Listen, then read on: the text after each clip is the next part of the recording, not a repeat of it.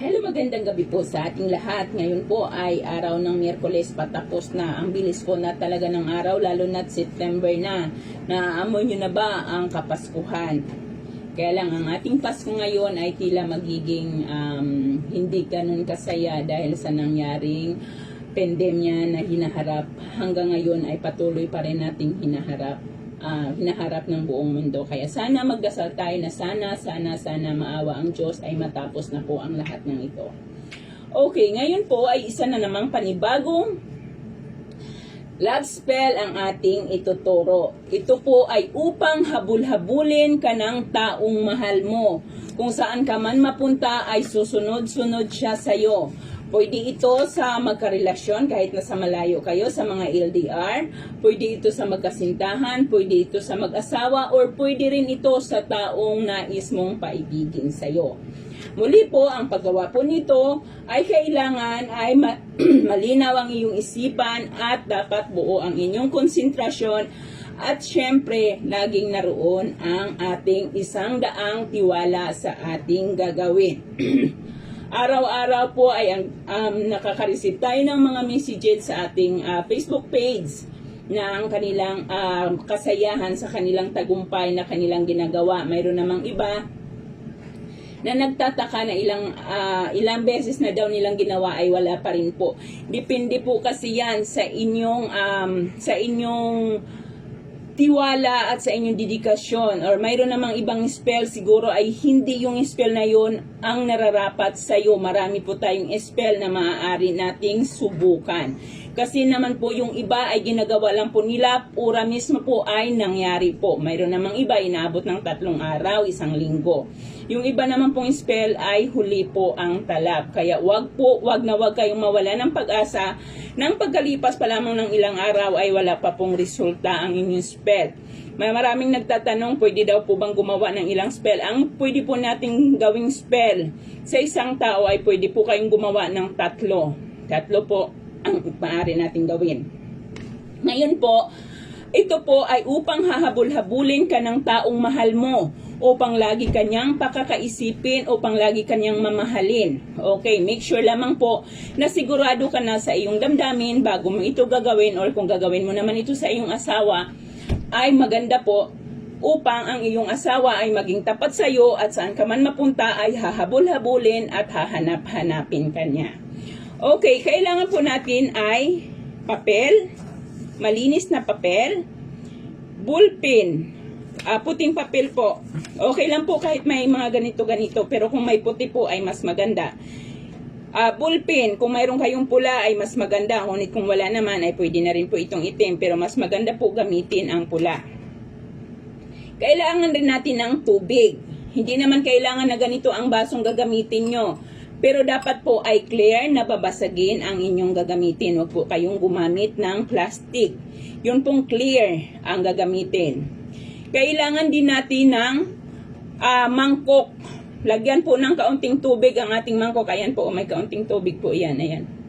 Tapos, kailangan natin ng aswete. Alam nyo po ba yung aswete? Yung bilog-bilog. Yung maliit siyang bilog na nagkukulay pula po siya. Madalas po yan sa mga karinderyang ginagamit, yung pinapanghalo nila para yung kanilang sauce ay magiging mapula. Aswete po, iyon.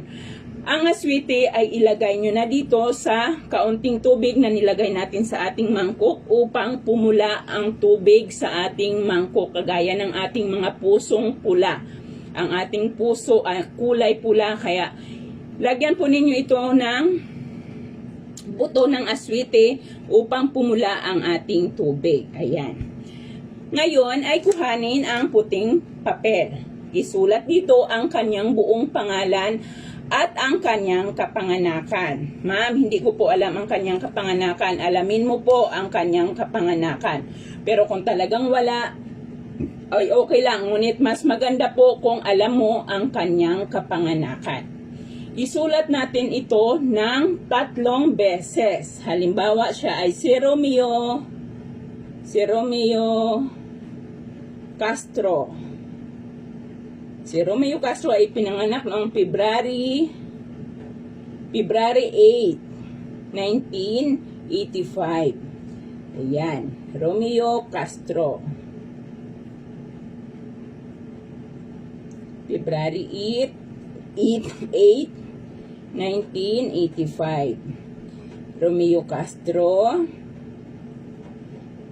February 8, 1985. Ayan. Ito. Ayan, ganyan po. Ganyan. Pagkatapos ay itupi mo ang papel ng 3 beses papaharap sa'yo. Dahil kahilingan po ito, dapat po ang ating patupi ay paharap po sa atin. Ayan, dyan yung pangalan niya. Ganito po ang pagtupi. 1, 2, at 3. Ayan. Pagkatapos ay pwede natin itong itupi pa ng paganito. 1, 2, 3. Ayan. Ganyan. Ayan. Pagkatapos ay ilagay natin ito dito sa ating baso. Ilagay natin ito sa ating baso. Ito ang ating baso. Ayan. Ilagay natin ang ating papel. Ngayon, pag nailagay na natin ito, ay kuhanin mo ang tubig o sa mangkok na may aswete. Salain mo ito at ilagay mo dito ang tubig na nagkulay pula dahil sa ating aswete. Dapat po ay maging kulay red. Aswete po ang gagamitin ha, aswete. Marami po nito nabibili sa mga palengke. Magtanong lamang po kayo, karamihan po nito ay nabibili sa mga palengke, sa mga gulayan. Dahil karamihan po ito ay ginagamit sa pagluluto. Doon sa mga probinsya, nung maliliit pa po kami, ay ginagamit po namin itong pang cutex, pang kulay sa aming mga kuko. Ibuhos po ninyo ito dito para ang ating tubig ay magkulay pula. Ayan, magkulay pula. Pagkatapos po nito, ay humarap ka kung saan sumisikat si Haring Araw. Humarap ka sa silangan kung saan sumisikat si Haring Araw. Hawakan mo ang baso sa iyong 2 kamay ng paganito. Ilapit ito malapit sa iyong puso. Tapos, hilingin mo, sabihin mo ang iyong mga kahilingan, yung kahilingan na mula sa iyong puso. Halimbawa, ang iyong asawa ay gusto mong mas lalo kanyang mamahalin o habol-habulin ka ng asawa mo, sasabihin mo lamang, sa tulong mo, ang asawa ko ay mas lalo akong mamahalin, susundan niya ako saan man ako mapunta. Pagkatapos ay banggitin mo ang kanyang pangalan ng 3 beses. Romeo Castro, Romeo Castro, Romeo Castro. After na po nung iyong hiling, 1 beses lang pong sabihin ang inyong hiling. At ang kanyang pangalan ay 3 beses mong babanggitin. Kailangan po ay nakaharap kayo sa silangan. Pagkatapos po ninyo itong humiling at tapos na po yung pagbanggit nyo ng pangalan, ay hipan nyo po ang tubig ng 3 beses. Yan. Pagkatapos po ng 3 beses, pagkatapos po na hipan ng 3 beses, ano po ang gagawin natin dito? Ang gagawin po natin dito ay ilalagay po natin ito sa ilalim ng kama or sa ibabaw ng inyong kabinet. Pwede po sa ibabaw ng inyong kabinet o sa ilalim ng kama, yung hindi po siya mapapakialaman, yung hindi po siya makikita ng kahit na sino. Dapat po ay wala pong ibang makakakita nito kundi ikaw po lamang. Ikaw po lamang, kasi pag makakita ng ito ng iba, ay maaari pong hindi tumalab ang ating spell na ginawa. Kailan po ito pwedeng kuhanin? Pag nakikita nyo po ang ating papel na madumi na, ay pwede na natin itong kuhanin at itapon. Nasa sa inyo na po kung saan ninyo itapon ito. Itapon po ninyo ito sa inodoro. Inodoro at i-flush ninyo doon.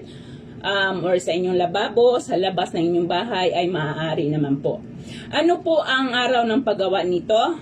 Maaari itong gawin ng Biyernes at Martes.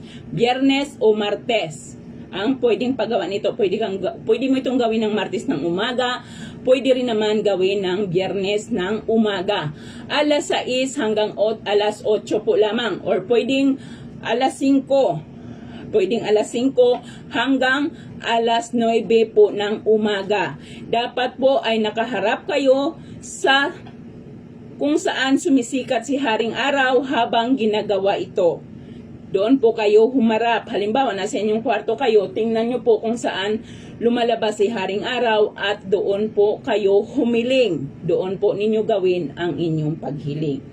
Gawin po ninyo ito ng tama at tiyak na kayo ay magtatagumpay. Pwede po ito sa LDR, pwede sa magkasama lang sa bahay, or pwede naman sa mga taong lihim mong iniibig. Ikaw na po ang bahalang humiling kung ano ang kagustuhan sa iyong puso. Ngunit tiyakin mo lamang na gagawin mo ito hindi para paglaruan, kundi para dahil ang iyong intensyon ay totoo, sapagkat kung ito ay paglalaruan mo, ikaw din ay paglalaruan ng kapalaran. Kung baka ikaw ay mamalasin sa pag-ibig kung paglalaruan mo ito sa isang tao, kung gusto mo lang magsubok-subok sa isang tao, ay ikaw din ay magiging mailap sa iyo ang tunay na pag-ibig. Ayan po lamang, maraming salamat po at magandang gabi.